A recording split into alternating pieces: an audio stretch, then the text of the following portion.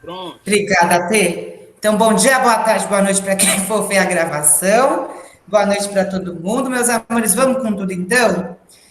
O que eu estava falando? Vamos sair um pouco então daquele ciclo de aulas mais sobre o que tem dentro do planeta, mais sobre a superfície. Agora desvendar um pouco esse nosso ar, essa nossa atmosfera, tudo isso que está acima, indo até o céu, até o cosmos, não tem limite agora. Para começar, então, eu queria. Gente, eu me sinto tão. Sabe aquela expressão que está famosa agora, cringe? Eu me sinto tão cringe, porque a música que eu vou mostrar para gente, tem muita gente que às vezes eu falo 20 aninhos, 18 e não conhece. Então, ó, eu vou colocar uma musiquinha bem cringe e a gente já vai tentar identificar um erro que a gente vai usar para falar de estação do ano. Sandy Júnior, as quatro estações. Vamos começar então. Vocês estão ouvindo a musiquinha? Eu vou colocar na parte que eu destaquei. Aqui carregou tudo de novo. Peraí. Aqui é mais para frente. Pronto. Deixa eu compartilhar a letra. Pronto. Agora. Chega o verão, o calor aquece minha emoção. Venha no clima da estação, mas venha no fogo dessa paixão. Da primavera, calmaria, tranquilidade, uma quimera. Que liga sempre essa alegria. Viver sonhando, quem me dera. Outono é sempre igual, as folhas caem no quintal. Amores da minha vida. Chega, chega, só essa primeira parte é muita cringe para uma aula. Somos cringe mesmo, revivemos mesmo. Agora a pergunta que eu queria fazer, com o que vocês já sabem, com o que vocês já conhecem sobre estações do ano, qual que é o erro da música da Sandy e do Júnior? O que tem de informação errada só nesse trecho que a gente mostrou? Enem 2021. Qual que é a informação que está equivocada falando de estações do ano? Eu tenho que Acho que é cantar o verão. Passa o inverno. Exatamente, Valvi. Fala, Gui. Perdão. Não, é que eu tinha que cantar na minha mente, mas é melhor não. Mas vocês já pegaram então. Quando passa o inverno, a gente está no inverno agora. A gente está num dito solstício de inverno. Qual que vai ser a próxima estação da gente lá em setembro? Primavera, exatamente, Val. Aí eu vou perguntar também, a partir do que vocês já sabem sobre estações do ano, o que causam as nossas estações do ano? Por que que neste planeta que nos habita, este planeta que tanto nos habita e habitamos, a gente tem primavera, outono, verão e inverno? O que faz a gente ter essas quatro estações ao longo do ano? Alguém consegue me ajudar?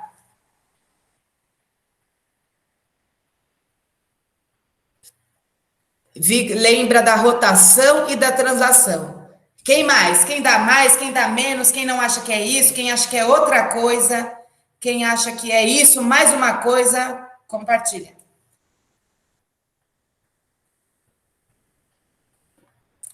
Deixa eu ficar com o chat aberto. Tem a Terra ser tortinha. Ixi, será que é isso? Eu vou mostrar uma outra imagem. E aí eu vou fazer, vou já dar o spoiler que esta imagem explica o porquê que a gente tem as estações do ano tal qual a gente conhece no planeta Terra. O que essa relação de planetas está mostrando para a gente? O que cada planeta tem de diferente do outro? Que o Gui já começou a falar, o Vi pegou também, então a resposta já está fresca. O que explica estações do ano a partir dessa imagem, a partir do Gui e do que o Vi colocou no chat?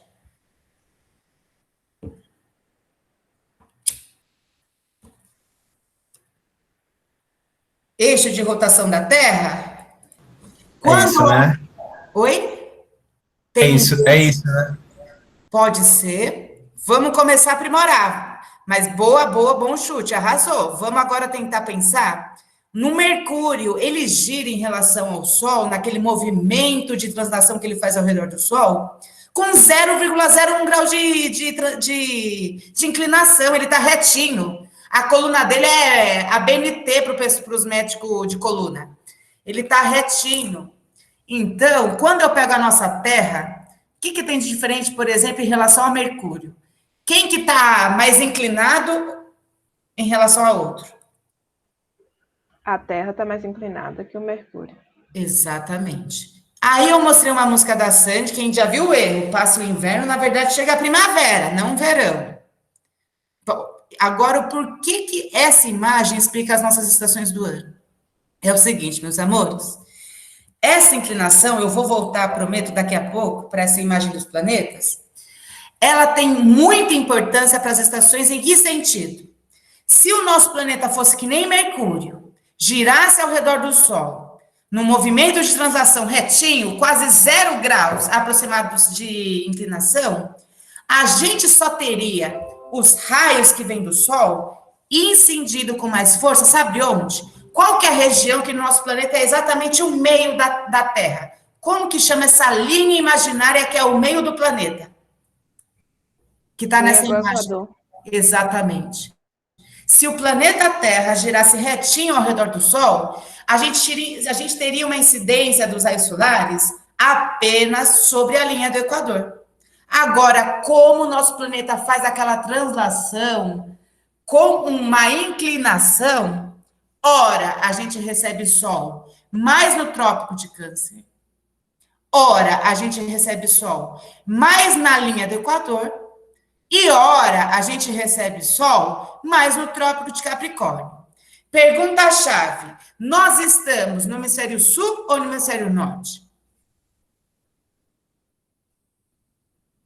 E já que estamos no hemisfério sul, qual que é o trópico mais perto, por exemplo, da cidade de São Paulo?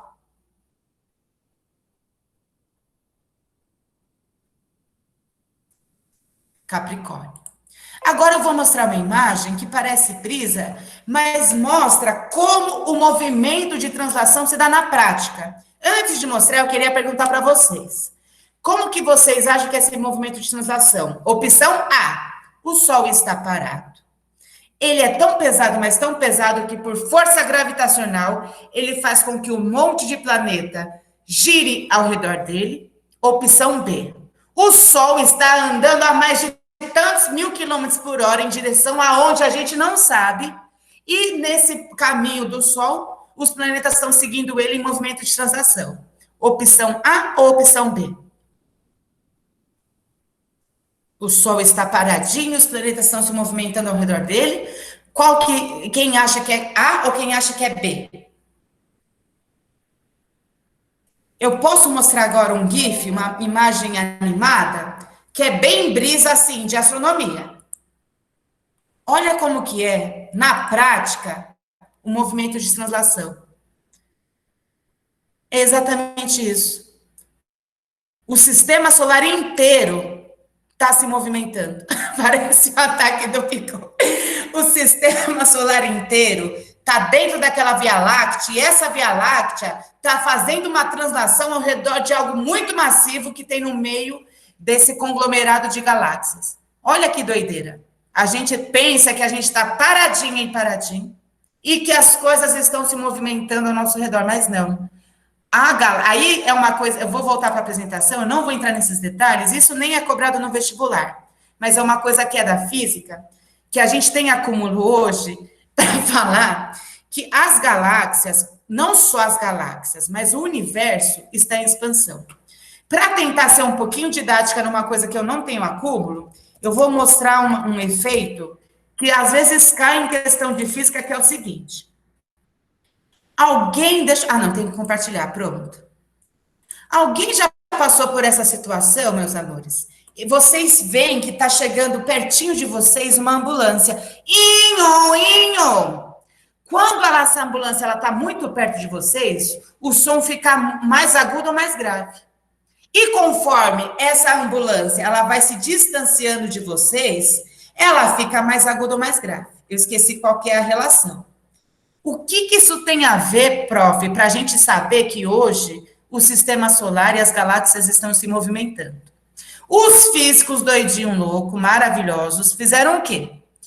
Eles, a partir da onda identificaram que, quando eu falo da ambulância, a gente está pensando em qual onda? É uma onda de luz ou uma onda de som? Responde para mim. É uma onda sonora ou uma onda eletromagnética? Perfeito. Os físicos da parada falaram assim: nossa, eu pego o universo em 1900 e bolinha, ele tinha determinada cor. Eu pego os trechos do, universo, do nosso universo próximo, de uma galáxia próxima. Hoje, ele está com uma cor diferente. E o que essa cor vai fazer um significado na nossa vida? Ai, meu Deus, eu coloquei música sem querer. Hoje tem música. Hoje a prova vai estar com vocês exatamente isso daqui. Quanto mais uma onda ela está largada, a gente vê uma cor. Vermelho, por exemplo, uma onda muito larga. Agora, se a onda está toda comprimidinha, verde e azul. A partir desses estudos, a gente chegou na conclusão de que, meu Deus, o universo, as galáxias, o sistema solar está se expandindo, como mostra essa imagem. Então, ouviu falar de translação? É isso que está acontecendo agora, na prática. A gente está dentro desse planeta Terra, que está girando feito louco ao redor do Sol. Agora, amores, vou voltar para a apresentação e usar essa imagem para a gente desmembrar mais coisas ainda. Eu tenho Mercúrio, que só tem 0,01 de inclinação, está retinho. Provavelmente só teria a luz do Sol na linha do Equador. Eu tenho Vênus, olha como que Vênus é legal, diferentão, tá girando de ponta cabeça, ele tá 180 graus para baixo. Agora eu tenho Terra, tenho Marte, tenho Saturno e Netuno, que estão na faixa dos 20 aos 30 graus. E tem o Júpiter, ainda não vou falar de Urano, que está quase que nem Mercúrio, girando retinho. Fala para mim os 4 planetas que teriam as estações do ano como que a Sandy Júnior descreveu naquela música. Quais seriam os planetas que teriam, excluíram, muito bem lembrado, Plutão, como que fala? Pelas produções atuais, científicas, chegam à conclusão de que Plutão, infelizmente, nosso querido Plutão, não seria mais um planeta como esse que a gente tem. As características dele não fazem dele um planeta a mais. Infelizmente. Eu fico triste com Plutão. Mas responde para a prova. Quais seriam os planetas a partir só da inclinação em que a música de Sandy Júnior faria um sentido? Quais são os planetas em que a música de Sandy Júnior faria um sentido?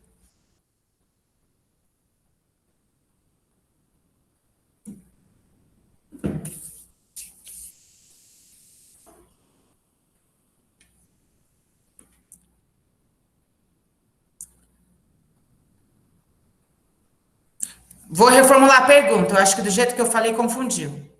O que faz a gente ter estação do ano é o fato de que a Terra ela não está reta em relação ao Sol. Ela é tortinha. Por ela ser tortinha em relação ao Sol, no que vai passando o ano, ora esses raios eles atingem o Trópico de Câncer, ora esses raios atingem a linha do Equador, ora esses raios atingem o Trópico de Câncer. Quais são os únicos planetas, eu já vou dar um spoiler, uma dica, são 4, que têm uma inclinação parecida com a da Terra. E, portanto, a gente poderia ter 4 estações do ano. 4 de 4. É Terra, Marte, Saturno e Netuno? Exatamente. Agora eu vou perguntar para vocês, aonde será que o Sol, a partir dessa imagem, irradiaria Mercúrio e qual que é o outro? Júpiter, que é retinho. Só a linha do Equador. E aí vocês podendo falar mais, prof, eu tô vendo um que tá deitado, tá girando deitado, tá girando muito de boa, que é Urano. Olha como que Urano tá. Ele tá girando deitadinho, 90 graus. Significa que o Sol atingiria com mais força, sabe onde? Ou o Polo Norte ou o Polo Sul de Urano. Então, isso daqui parece baboseira, mas quando vocês se depararem com qualquer questão que cobre estação do ano, vou ser enfática. Qual que é o que faz a gente ter 4 estações do ano e não apenas uma e não apenas 2? Qual que é a variável que a gente tem para explicar as estações do ano? Exatamente, Fê. Qual que é? Inclinação da nossa Terra que está girando nesse movimento de rotação. Então, porque quando a gente fala isso, tem muitas questões que são pegadinhas que colocam a translação, colocam a rotação e a gente vai lá, marca. O único motivo central que explica a gente ter 4 estações do ano qualquer, inclinação do nosso planeta. Amores da minha vida, então a gente está aqui no inverno. Solstício de inverno. A gente não está com frio? Quer dizer, não está mais frio do que poderia estar no verão? Por quê? Os raiozinhos do Sol estão mais fortes, estão mais próximos do Trópico de Câncer. Esse é o nosso trópico? Esse é o trópico perto, mais perto do hemisfério sul? Não. Por ter menos sol, por ter menos luz, a gente fica com frio. Então, quando a gente está, desde o dia 20 de junho, é um momento chave em que os raios do Sol ficam perpendiculares à linha do Trópico de Câncer, a gente sente esse frio danado. Só que depois do inverno, que nem a gente viu, vem a primavera. Olha então o que vai acontecendo. Por conta da inclinação, ao passo que essa Terra vai fazendo esse movimento de translação, vai deslocando o foco desses raiozinhos solares. O que antes estava no Trópico de Câncer, agora, quando vai chegar 22 de setembro, vai ficar bem no meio do nosso planeta, na linha do Equador. Olha que curiosidade, equinócio de primavera, é por isso que a gente chama de linha do Equador, por isso que o equinócio tem a ver com a linha do Equador? Tem. Por ter esse momento que os raios do Sol incidem sobre a linha do Equador, equinócio de primavera. Aí me ajudem, depois da primavera, finalmente vem o quê? Minha estação favorita, qual que é? Verãozinho. E o que vai acontecer no verão? Olha como é dinâmico, está acontecendo a todo momento. No verão, finalmente, raiozinhos do Sol incidem sobre o Trópico de Capricórnio. Só que aí, por a gente estar inclinado, não passa disso. Ou chega até o Trópico de Câncer, que nem estava no inverno, e quando chega no verão, chega no limite, Trópico de Capricórnio. Aí, depois do verão, continua o movimento de translação e pela Terra ser inclinada, olha onde os raiozinhos do Sol voltam a incidir sobre a linha do Equador. E depois do verão, a gente não tem outono? Equinócio de outono. Aí eu vou fazer uma pergunta para vocês. É que, quando a gente está na aula de matemática, equação x mais 1 é igual a 2 vezes 37. Se eu coloco esse igual na equação, eu estou querendo dizer o quê? Que eu vou descobrir o x a partir de uma relação de igualdade, não é verdade? Então, quando a gente fala de equinócio, o que a gente está falando? O Sol está no meio da Terra, portanto, pergunta-chave, será que nos equinócios os dias têm a mesma duração que a noite? Responde isso antes de a gente avançar, sim ou não? Será que no equinócio os dias têm a mesma duração que a noite? Sim. Exatamente. E no solstício, se a gente está com frio, será porque a noite dura mais que o dia? E se a gente está no verão e fica com mais calor, será que é porque o dia dura mais que a noite? Exatamente. Uma observação que a gente pode fazer na nossa vida, quando é inverno, o dia ele escurece e anoitece mais rápido ou mais devagar? Exatamente. Vocês pegaram então. Então, caiu questão de Enem, qualquer exercício que pergunte sobre estação do ano, usando a nossa música da Sandy, bem cringe, o que explica?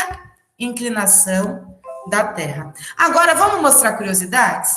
A gente mostrou a translação, mas tem um outro satélite natural que é irmã, eu vou chamar de irmã, porque é restinho do que restou da Terra nos seus momentos iniciais, quando ela estava se chocando com Deus e o mundo. O restinho disso virou um satélite natural que gira ao redor da Terra, exatamente, que é a Lua. Vamos ver agora como que seria a translação da Lua se ela tivesse a pelo menos 420 quilômetros da gente, valendo. Olha que lindona seria a nossa Lua se ela girasse num movimento de translação Apenas 420 quilômetros, só isso. Ela cobriria quase mais da metade de todo o nosso céu. Outra curiosidade, vamos ver agora uma imagem que fala da rotação. Júpiter é o planeta do nosso sistema solar que gira mais rapidinho. Para vocês terem ideia, no nosso planeta, o dia dura 23 horas, 56 minutos, 4 segundos. Desses tempos aqui que ficam faltando para completar as 24 horas efetivamente falando, que a gente vai acumulando, acumulando e acumulando e vira o quê? Aquele tal do ano bissexto, não é verdade? Agora olha Júpiter. Um dia em Júpiter dura só 50 minutos. Perdão, um dia em Júpiter dura só 9 horas e 50 minutos. Vou voltar para aqui e perguntar uma outra brisa para vocês. Agora, neste momento, sentadas e sentados ouvindo essa aulinha de introdução de astronomia para falar de clima. Estamos paradas e parados ou estamos em movimento?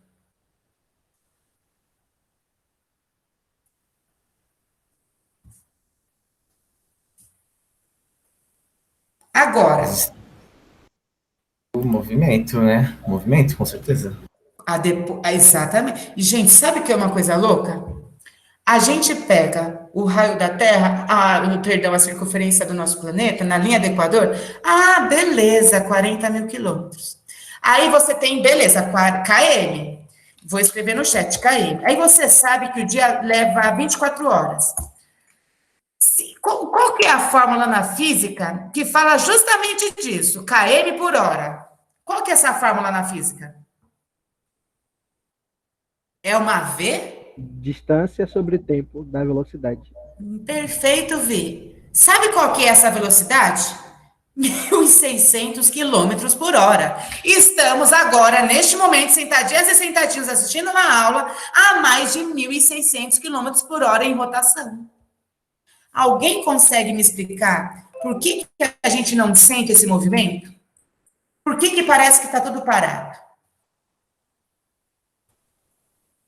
Por quê? É que nem ficar dentro de um ônibus. Você está dentro do corpo que está se movendo. Então, para você vai estar parado. Vi do céu, você pegou uma coisa-chave, que é essa questão da relatividade. Eu andei num carro, eu estou aqui num carrinho a 100 km por hora. Ao meu lado, tem um carro a 100 km por hora também. Eu olho para o lado, o carro olha para mim, a gente vai, em relação um carro a outra pessoa, achar que está o quê? Tudo parado. Agora, para entrar na aula de clima, o que será que, junto com a rotação do planeta, está se movimentando numa velocidade de aproximadamente 1.600 km por hora e faz com que a nossa percepção do que está ao nosso redor é de que está parado. O que está junto com a Terra se movimentando que tem a ver com isso?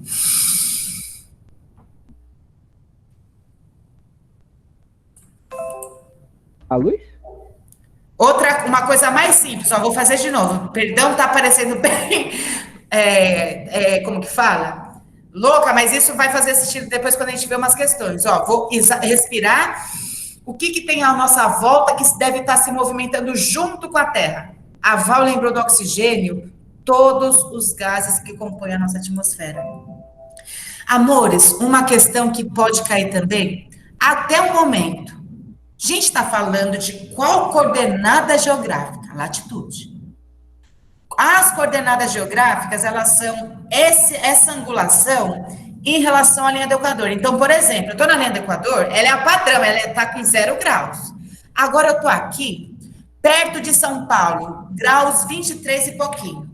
Em relação à linha do Equador, eu estou inclinadinha a 23 graus. Cheguei lá no ciclo polar ártico, 60 e pouquinhos graus. Cheguei no extremo do Polo Norte, 90 graus.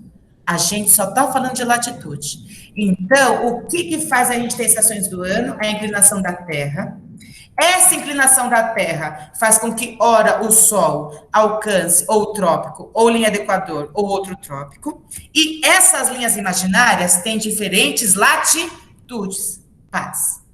Prof, mas em São Paulo, onde que eu posso encontrar essa linha imaginária que determina exatamente esse momento, por exemplo, quando é verão, que os raiozinhos do sol estão incidindo com mais intensidade. Pico do Jaraguá. Na rodovia Bandeirantes, em sentido noroeste, né, no sentido de São Paulo, Pirituba passa, não necessariamente passa por Pirituba, mas passa pela região noroeste e vai chegar no Pico do Jaraguá. Pegando a rodovia do Habitantes, vai ter, rodovia do Bandeirantes, vai ter exatamente essa plaquinha. Você está passando pelo Trópico de Capricórnio. Coisa interessante, se é exatamente aquele 21 ao 23, agora eu não lembro com exatidão, de dezembro, e está no começo do verão, que lindo. O sol está mandando seus raios exatamente onde você estaria, se você estivesse em cima do trópico. Perfeito? Então, deu para entender a estação do ano, deu para entender o que é a latitude. Então, é como se fosse, a gente não fala assim, aonde você mora? Na rua tal, tal, tal. Se eu fosse fazer essa coordenada a partir só do quanto uma região do planeta está inclinada em relação à linha do Equador, seria essa indicação. A minha localização em relação à linha do Equador, de 0 até 90 graus. Essa parte, deu para pegar? Está bem nesse tom de introdução mais leve, a gente vai ter uma outra aula para falar coisas que faltam. Deu para pegar essa primeira parte, amores?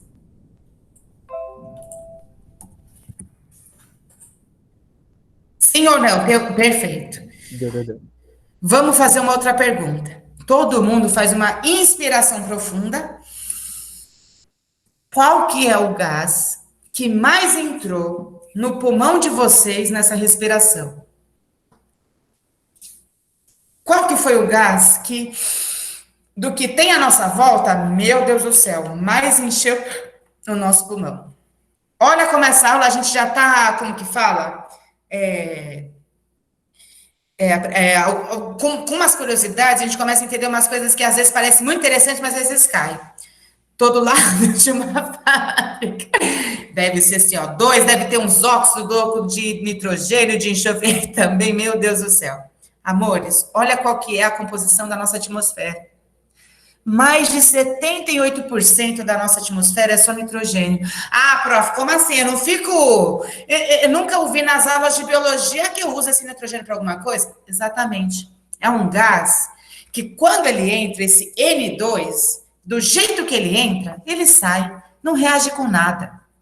Ele se dissolve na nossa corrente sanguínea, beleza. Mas quando eu faço, sai do mesmo jeito. Agora, em segundo lugar, aí vem o nosso oxigênio, esse gás vital. Reage lá naqueles alvéolozinhos pulmonares, faz as trocas celulares, é necessário para a gente conseguir produzir energia. Aí sim, esse oxigênio é vital para o nosso metabolismo. Agora, nitrogênio, do jeito que entra, papum, nem faz questão, nem faz diferença. E aí a gente vê que menos de 1% tem um tal de argônio, tem um tal de gás carbônico, tem aqueles gases nobres, tem poeira atmosférica, que lembrou que está do lado de uma indústria, que, olha que louco, e todo mundo. Esses gases que estariam, mesmo você estando do lado de uma indústria, são menos de 1% em comparação a tudo que a gente tem ao redor. E mesmo às vezes eles sendo poucos, eles podem causar estrago? Com certeza, porque mesmo eles estando em poucas quantidades, eles têm efeitos às vezes muito fortes. Como que isso poderia cair? Questão de curiosidades gerais, de ETEC, vestibulinho ETEC, 2011. Sabe aquelas pessoas que fazem mergulho livre? Eu já coloquei a questão porque não é da geografia, é só curiosidade. Essa parte é mais leve, até pensando que semana que vem a gente tem... Então, vamos já entrar no clima, vamos fazer uma coisa mais leve hoje. Olha que curioso. Eu não falei para vocês que do jeito que o nitrogênio entra, ele sai? Pois então, inspirei, prendi a respiração e mergulhei. Aqueles mergulhadores profissionais, aquelas mergulhadoras profissionais, água abaixo. Esse nitrogênio, se eu já vou dar um spoiler da questão, se no que eu desci e subo rapidamente, sabe o que acontece com esse nitrogênio? Vira coágulo, dá embolia. O que acontece com a gente se a gente pegar uma seringa vazia e enfiar só ar no nosso sangue, na nossa corrente sanguínea? Dá ruim ou dá bom? Dá ruim. Olha o que é uma questão de ETEC perguntou, a partir desse gás nitrogênio que ele, do jeito que entra, ele sai.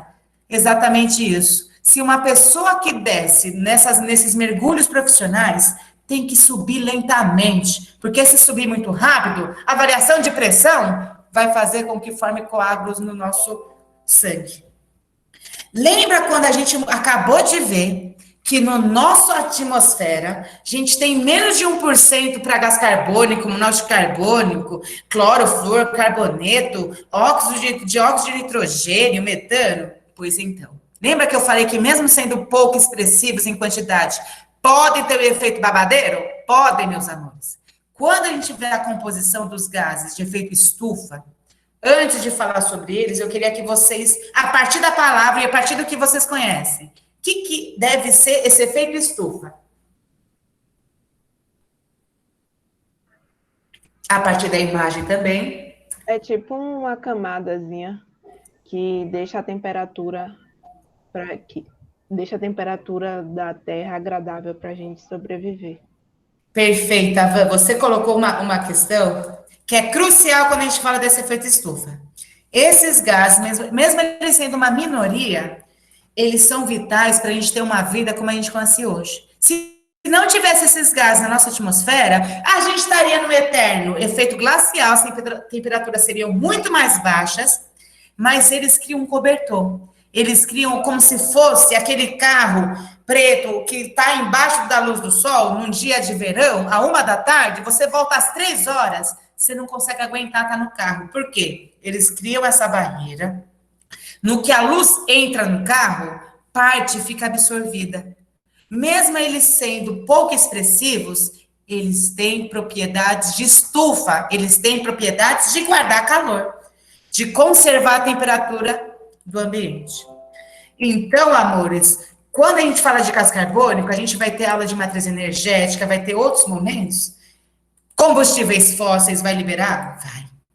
Quando a gente fala de óxido de nitrogênio, vixe, quando a gente fala do nosso agronegócio, a gente tem fertilizante sintético que está liberando gases de nitrogênio que tem um efeito super nocivo também para essa questão do efeito estufa. Quando a gente fala do gás metano, vixe, o pum do boi vai liberar isso para a atmosfera.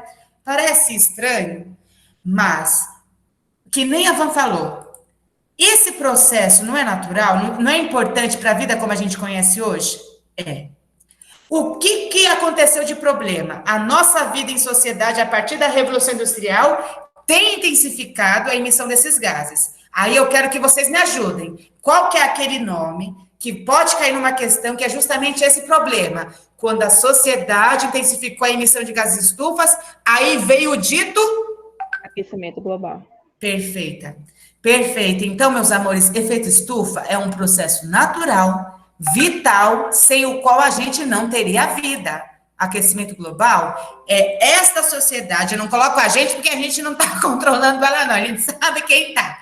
Esses poucos que controlam, arrasando com tudo, destruindo tudo, e não tendo essa preocupação, intensificar a emissão desses gases, acarretando num maior aquecimento global.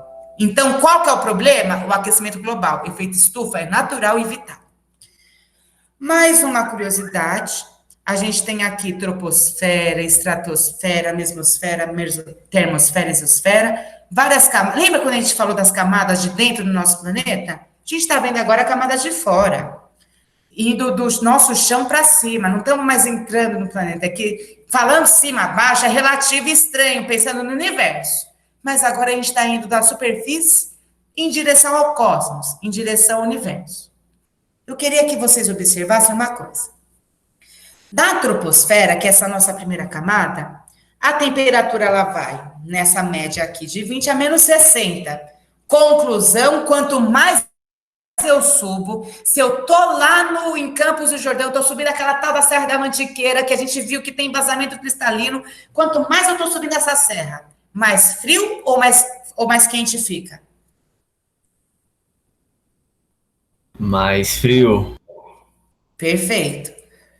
Aí, por que será? Será que a gente vai perdendo contato com esses gases que têm ação estufa? Será que a cinética daqui da nossa superfície interfere?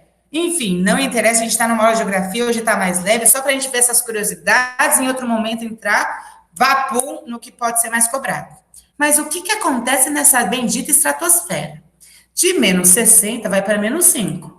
De menos 60 para menos 5 aumentou ou diminuiu a temperatura na estratosfera? Aumentou.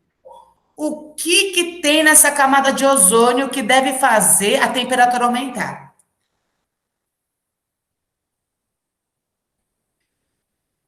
O ozônio ele absorve mais o calor?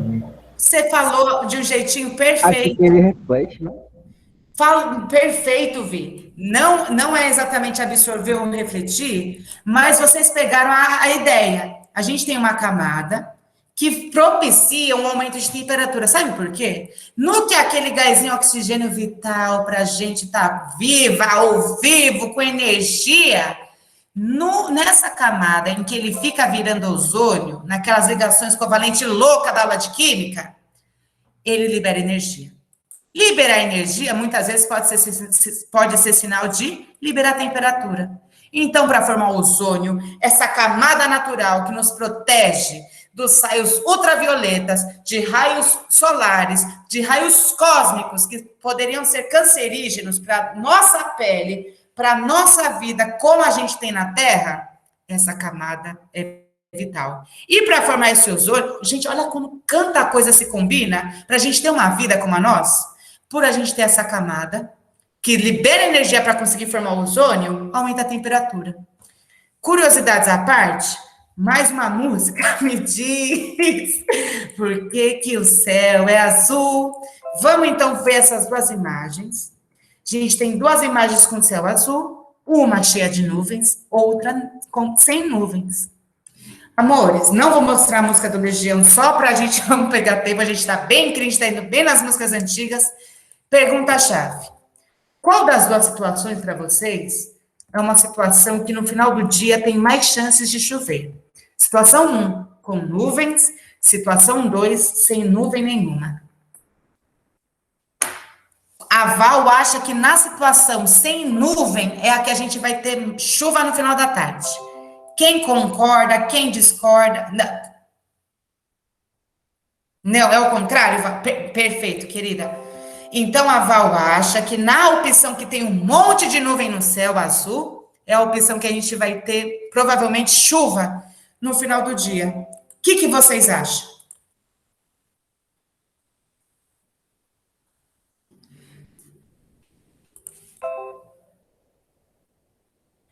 Amores?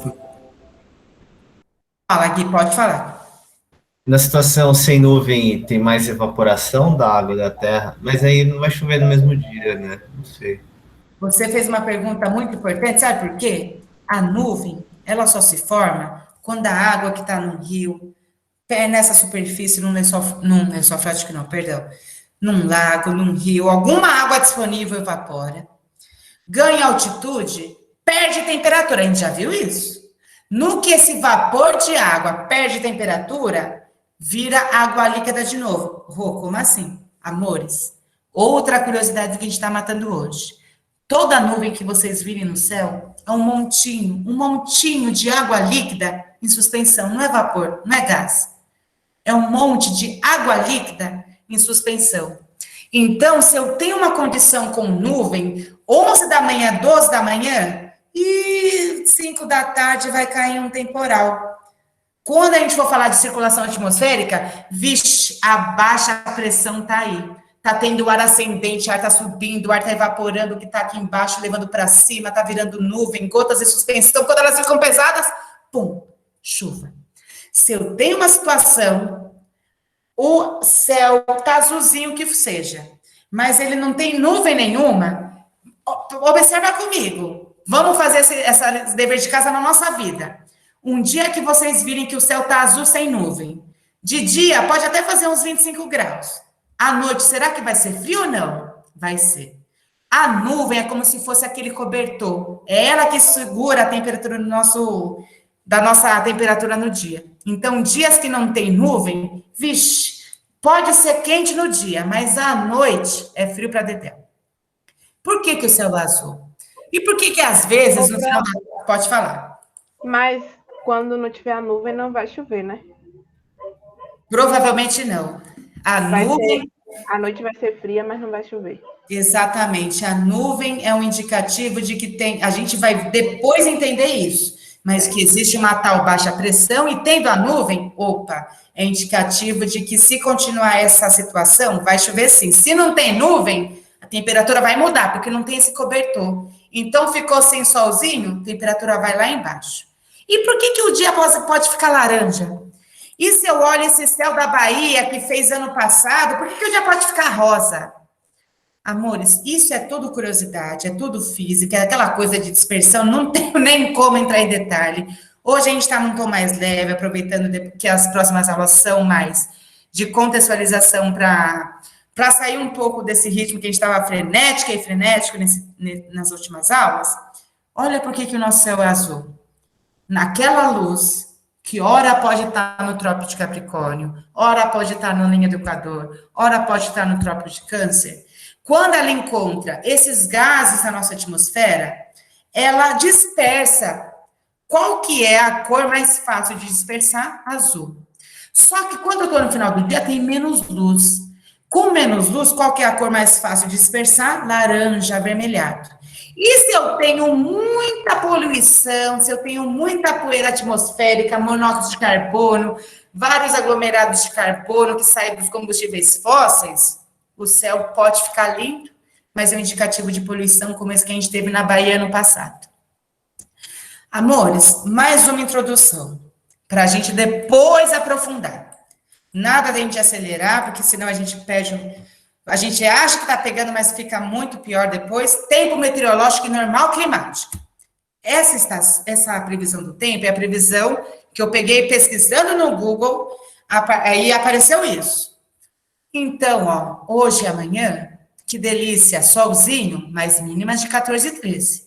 Aí no domingo vai vir uma frente fria, que eu não sei de onde vem, mas que vai fazer a temperatura cair. Olha como que ela vai cair, 19 mínimas de 1 grau na segunda, se preparem.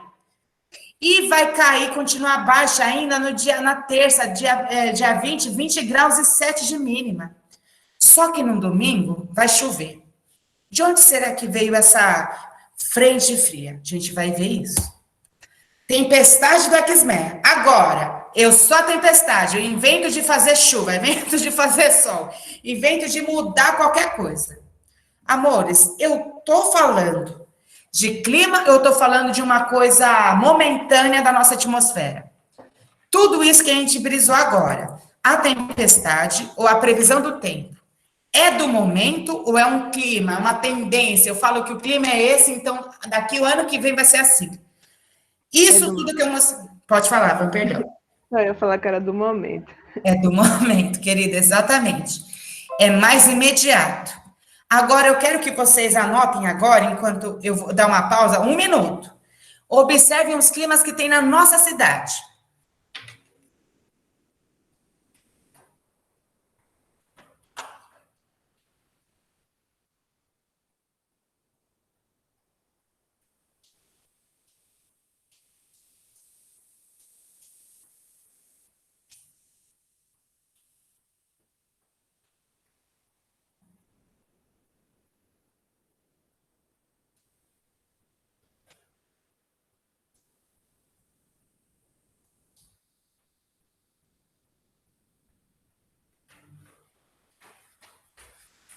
Amores, a gente tem clima tropical úmido, serrano, de altitude, suboceânico, nananã.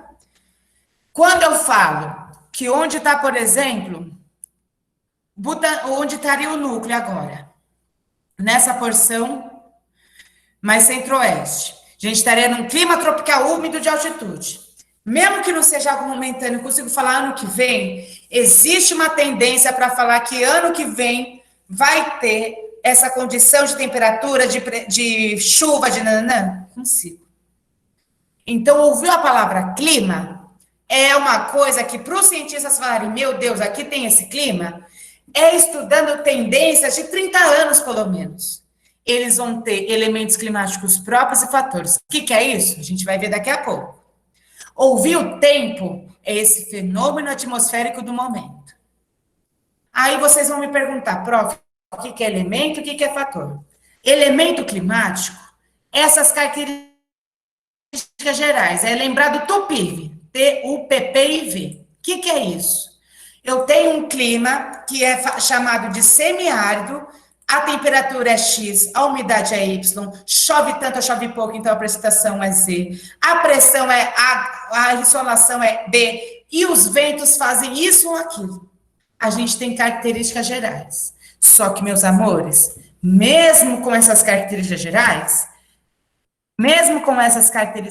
tem regiões que tem uma serra, tem uma região que é mais de colina e planície. O que isso muda na nossa vida? A gente pode ter fatores que vão condicionar esses elementos. Latitude é um deles? Sim.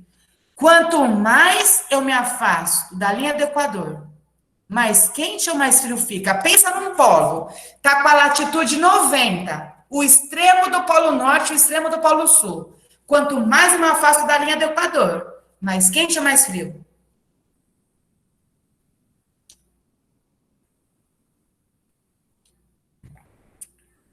Mais frio. Perfeito, Van. Altitude, a gente viu que na nossa troposfera, quanto mais eu subo, mais quente ou mais frio?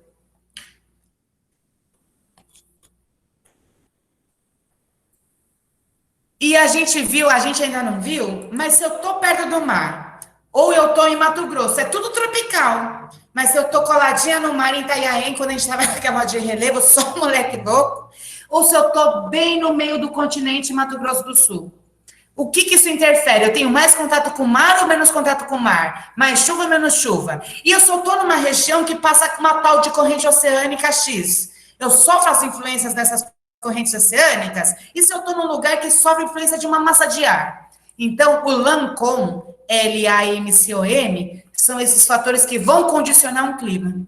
E as características gerais, temperatura, aqui eu estou numa região tropical, é quente no verão, é chuvoso no inverno, mas se eu estou numa altitude X, já muda meu clima. Então, elementos climáticos, características mais gerais. Fatores climáticos é aquilo que vai especificar o clima em questão. Amores, eu só vou ver mais essa questão, já tá... Não, vocês topam ir, ó, só até aqui. A gente fala de regiões climáticas com a Maju, sobre os climas do Brasil na aula que vem. Então, vocês topam mais 10 minutos, só a gente ver esses slides que eu passei e a gente termina? Pode ser? O tempo voou. Pode ser, então? Só falar, então, do que seria o clima do estado de São Paulo, a partir dessa relação elementos e fatores, e ver uma questão e falar de ilhas de calor, que cai bastante. A gente tem essa questão e essa. Pode ser, então, rapidinho?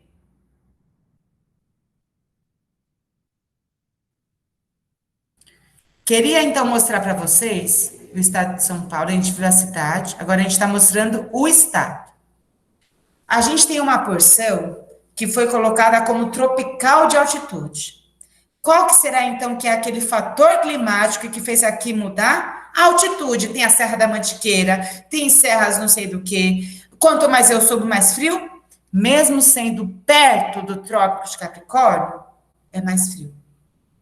Só que eu tenho essa outra porção que está sendo chamada de subtropical. O que a maior parte dela tem em comum? Ela está abaixo de qual linha imaginária que a gente viu agora há pouco?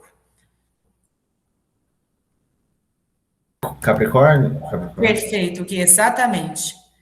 E eu tenho uma região que está muito pertinho do mar. Como que eles chamaram essa região? Mesmo estando tudo no trópico, é tudo tropical porque está perto do trópico. Tropical úmido, Peruíbe, Itanhaém, eu falo Itanhaém porque é a que eu mais conheço. E a gente tem uma porção que está muito continentalizada.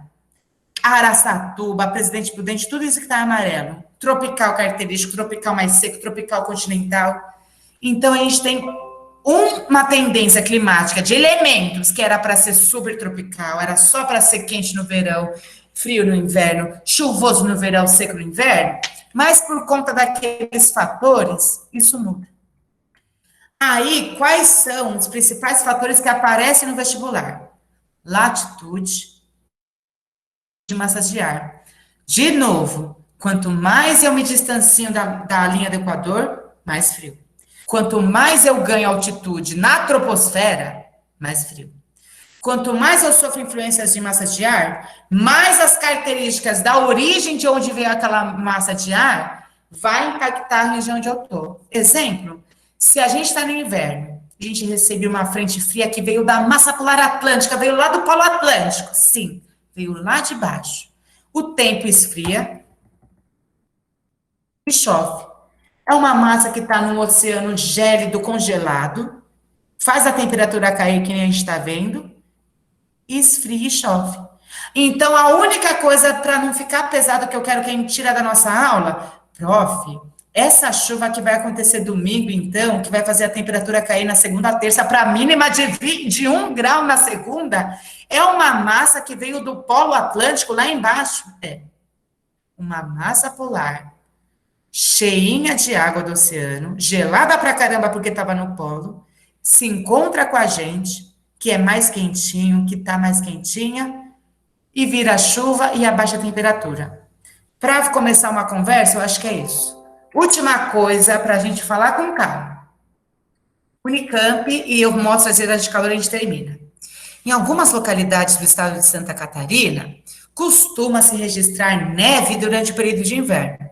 Caso de São Joaquim e de outros municípios da região serrana. Qual das alternativas abaixo associa corretamente? Olha como que essa coisa do fator que parece prof, mas isso não vai cair, cai. Quais são os fatores climáticos que favorecem a ocorrência de neve em Santa Catarina no período de inverno? A gente está falando de uma região serrana, então a gente tem altas ou baixas o quê?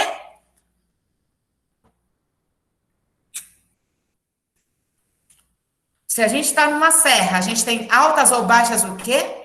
Altitudes. Agora, se eu estou numa região que está cada vez mais abaixo da linha do Equador, está abaixo do Trópico de Capricórnio, por isso é subtropical, eu tenho cada vez mais latitudes altas ou baixas? Altas também. Cada vez que eu estou me distanciando da linha do Equador, está ficando mais alta a latitude. Mas ela chega que nem a do Polo, 60 para 90? Não. Mas ela está entre 23 e 60. E a gente está em qual hemisfério mesmo? No sul ou no norte? Sul. Então, procura a questão que fala de altas altitudes e que fala de latitudes que estão entre esses 23 graus e 60 graus sul.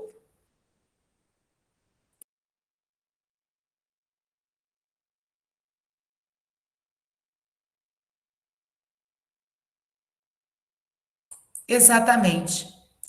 Vi já colocou, mas podem fazer com calma. Todo mundo concordaria, então, que seria A, a partir só do que a gente viu? É A, então? Altitudes altas, quanto mais sobe, mais frio. E latitudes altas faz ter uma situação propícia para ter neve. Acabou. Amores, para terminar, para não ficar muita coisa num dia só, ilhas de calor e mudanças do clima. Tem alguma dúvida em cima de tudo isso que a gente viu até aqui? Sim ou não, ou tá tranquilo? Essa introdução tá de boa, então mais uma coisa que a gente precisa ver hoje, que a gente vai ver só mais 2 questões. Ilhas de calor e mudanças do clima. Isso daqui é um mapa que eu peguei do Plano Municipal de Clima, atualizadíssimo, que vai ter várias informações, vai ter inclusive direcionamentos para políticas públicas, para um problema que é qual? A gente tem essa tal coisa de mudanças do clima muito forte, muito presentes na nossa cidade de São Paulo. Esse mapa, ele mostra a temperatura média da superfície do município de São Paulo. Quais são as porções em que eu tenho maiores temperaturas? Como que eu sei isso? Quanto mais vermelho, quanto mais laranja, quanto mais forte a cor, mais quente. Quanto mais azul, quanto mais verde, mais fria a cor, menor a temperatura. Eu queria que vocês me ajudassem. Quais são as regiões do município de São Paulo que a gente encontra maiores temperaturas? Elas coincidem como áreas de tatatã ou como áreas de tatatã. Essas áreas têm menos tatatã. Me ajuda. Elas são áreas de ilhas de calor? Não entendi. São áreas de ilhas de calor. E essas áreas de ilha de calor devem ter o quê em comum? Elas devem ter mais construção urbana, menos construção urbana, mais área verde, menos área verde, mais área urbanizada, menos área urbanizada. O que será que elas têm? Essas ilhas de calor. E elas estão mais concentradas em determinadas áreas centrais e periferias. E quais periferias? Ou elas estão nas áreas mais periféricas? Vitor colocou áreas mais artificiais. Quando a gente fala dessas ilhas de calor, elas estão, por mais que a gente tenha expansão de ilhas de calor em áreas de periferia, principalmente na leste, a gente consegue falar que elas estão, essas tais ilhas de calor estão mais concentradas onde? No centro. E o que o centro deve, isso no linguajar assim, bem generalizante. Tem mais construção artificial, tem mais rua, tem mais asfalto, prédio. O que isso muda? Olha aqui um post do Instagram mostrando a temperatura média de 2 lugares. Um lugar que está arborizado e um lugar que só tem prédio. A temperatura no asfalto, no lugar sem árvore, só tem prédio, a luz chega, pum, cola no asfalto. Vai para 44 graus. De boa. Não precisa nem estar verão. Pode ser uma primavera, vai chegar a 44 graus. Agora eu estou numa situação que eu tenho uma intensa arborização, olha a temperatura do asfalto para onde vai. 22 graus. Amores, outra imagem que vai mostrar exatamente a mesma coisa. A gente tem à esquerda, temperatura aparente da superfície, Prefeitura de São Paulo, município de São Paulo, Tatadeus, Caçacheira. As áreas que têm uma maior temperatura, coincidem com áreas que nem o Vi lembrou, mais artificiais, mais construções, áreas mais centrais, mas você tem essa expansão também para as periferias da leste. Então, são áreas que que estão defasadas na questão da arborização, por exemplo. E quando a gente vai para o segundo mapa à direita, mesmo plano climático de São Paulo, atual, 21, nananã, o que está em verde é quantidade de arborização, de vegetação. Olha como que isso se relaciona. Paz. Então, o Enem falou o seguinte, 2011 também.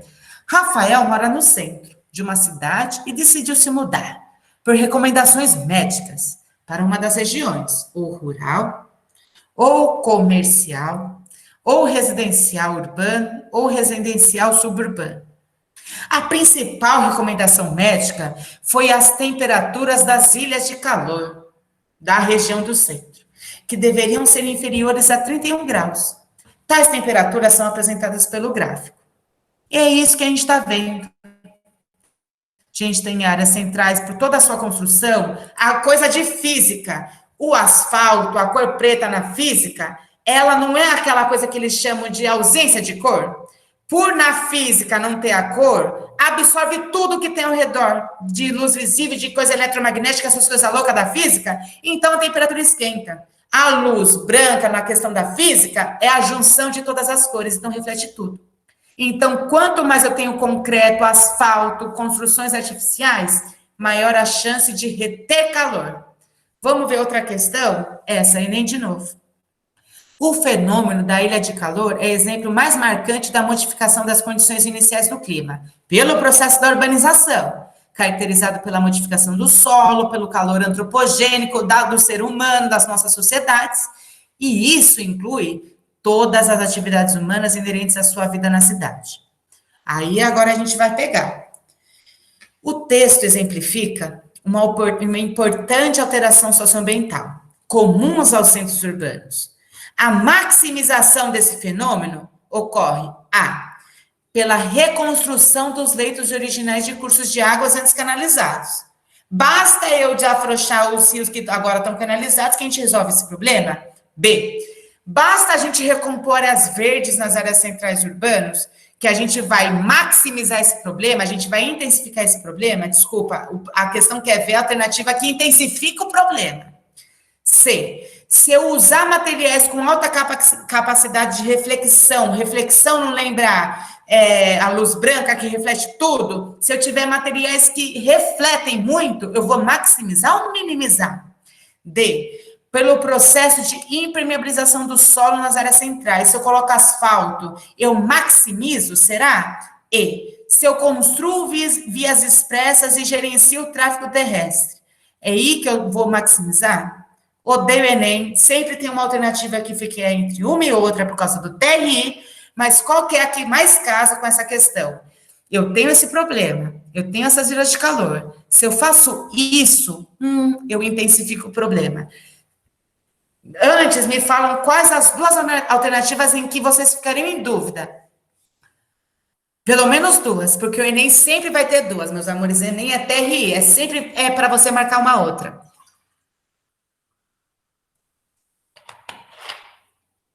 A Chid colocou a C, maravilha. A primeira vez que eu li a questão, eu fiz esse erro. Não é a coisa que vai intensificar. Não é a coisa que vai minimizar, perdão, é a coisa que vai intensificar. A C, se eu coloco materiais com alta reflexão, vai atenuar, vai ter muita luz refletindo, não vai absorver, lembra? A cor preta para física, ela absorve todas as cores, ela ganha muita energia térmica. Agora, não poderia ser a C por causa disso. Teria que ser, então, a D ou a E. Chid, responde no chat, no áudio, acho que do jeito que eu falei a primeira vez, confundiu. Deu para entender, então, por que não poderia ser a C? Mas é um chute que é válido porque a gente está pensando.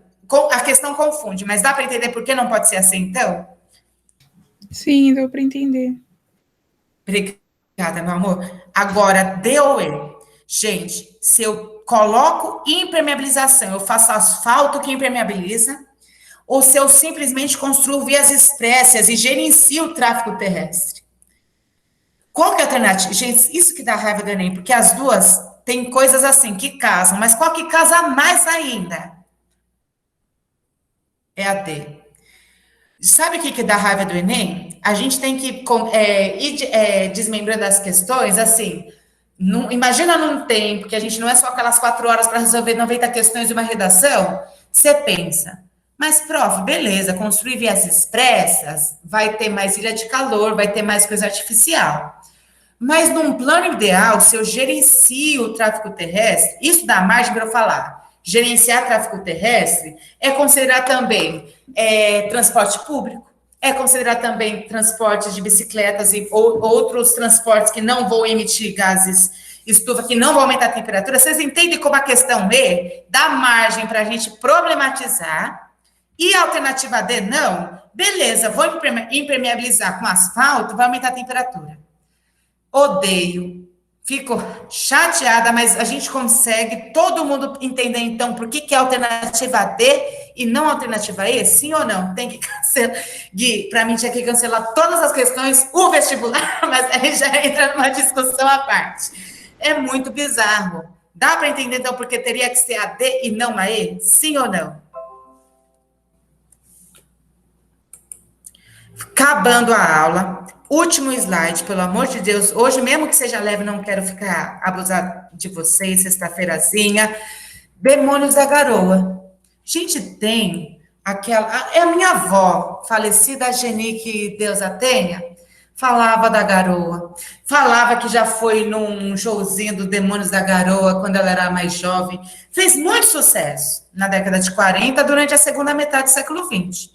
A nossa São Paulo foi chamada durante muito tempo de Terra da Garoa. Aqui era aquela terra que, nossa, garoa, dá aquela garoazinha, não é aquela tempestade, aquela chuva, não, é característico, Terra da Garoa.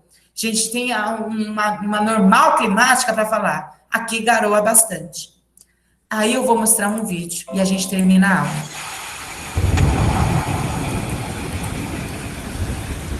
O clima muda assim, naturalmente ele muda, né? Acontece que nos anos mais recentes houve umas mudanças muito rápidas que têm sido associadas com o fato da humanidade estar poluindo esse planeta, tá certo? Mas existe uma variedade natural que é muito forte.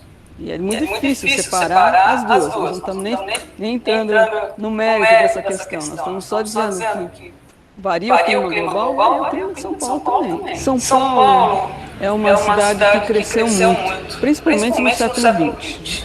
E o crescimento de uma cidade envolve asfalto, envolve prédios, que são superfícies que retêm calor. Então, tradicionalmente, uma cidade grande é chamada de ilha de calor, né? Isso favorece a intensificação das chuvas. As chuvas iam acontecer de qualquer forma. Qual porcentagem da culpa a gente pode atribuir ao aquecimento global e qual a porcentagem da culpa é a cidade? Né? Então, para fazer isso, nós usamos os dados da Estação Meteorológica do IAG, que começam aqui nesse local, no Parque do Estado, em 1933, olhamos para a cidade inteira. E comparamos essas evoluções que nós vimos com os índices climáticos globais. Então, nós conseguimos detectar que, para chuvas de verão, essa mudança do clima global responde por mais ou menos 50% a 60% do aumento que a gente observou. A outra metade tem que ser outras coisas, por exemplo, a cidade. Já no inverno, foi aparecendo casos de chuvas intensas. E essas chuvas de inverno, só 15% pode ser atribuído à cidade. As chuvas mais fortes aumentam e as mais fracas diminuem. E nessas mais fracas, na extremidade das mais fraquinhas, está a garoa. E a garoa é muito menos frequente hoje do que era. Fazia parte do cotidiano do paulistano. São Paulo não é mais São Paulo da garoa. A nuvem se forma a partir de um ar quente que está na superfície e sobe. E com a urbanização, ele sobe com muito mais velocidade. E com isso, gera chuvas mais fortes também. Na hora que você tem uma nuvem se formando, são um monte de gotinhas ali dentro, né? E essas gotas, elas se formam em cima de impurezas, que é a poluição, essa poeira que fica no ar. Tudo isso são núcleozinhos onde as gotinhas vão se formar. E a gotinha só cai quando ela é grande o suficiente, porque senão ela fica flutuando. Quando a gente tem muita poluição, a umidade se reparte numa infinidade de partículazinhas e fica todo mundo pequenininho e custa cair. Ela fica lá cozinhando, cozinhando. Se ela caísse logo, a nuvem não virava nem tão intensa.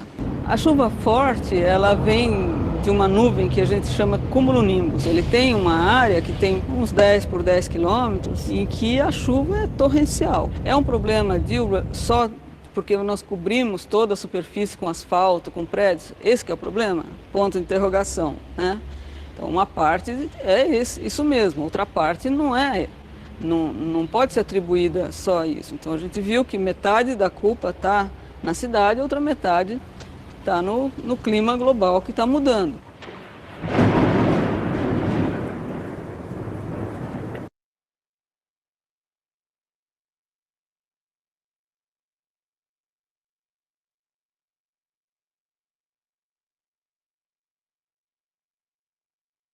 Amores, perdão no começo eu não ter percebido o negócio do vídeo.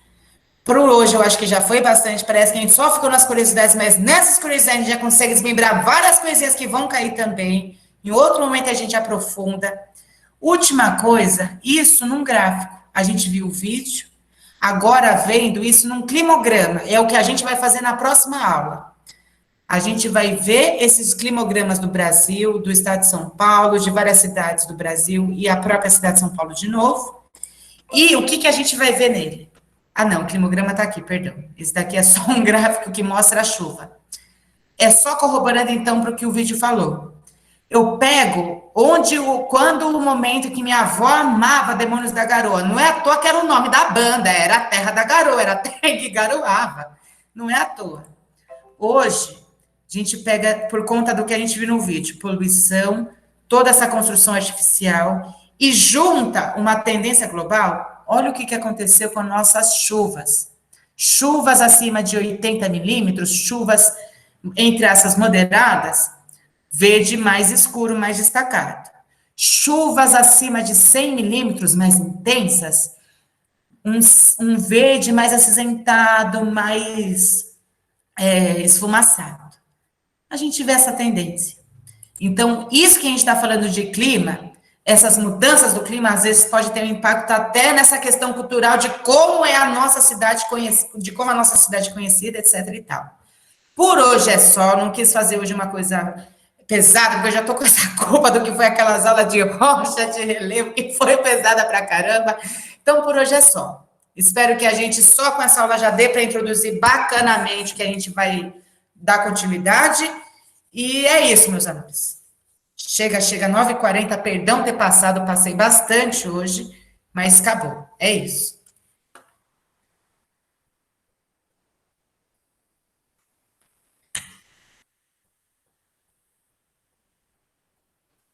Ô, gente, só para avisar, eu vou confirmar essa informação, mas se eu não me engano, a partir de semana que vem a gente entra em recesso. Entra. E não, por isso que 19. não é de...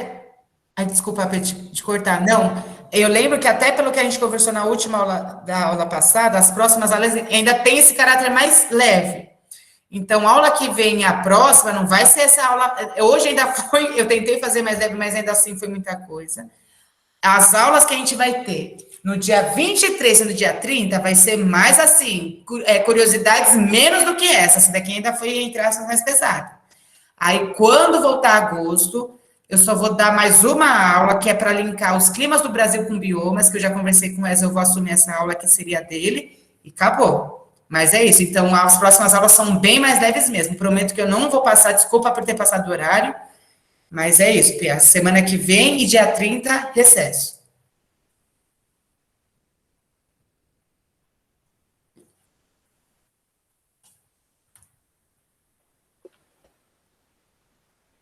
E aí, gente, questões?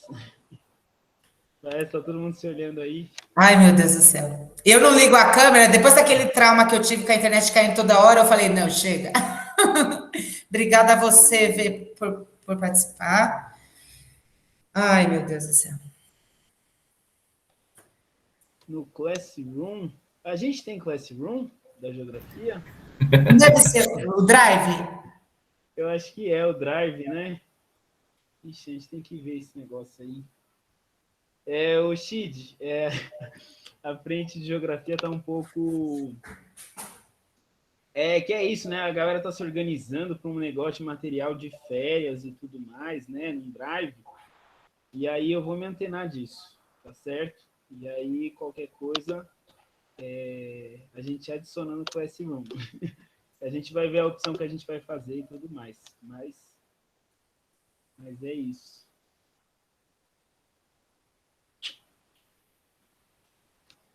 E aí, gente, questões, comentários? Passaram bem a Nossa, semana?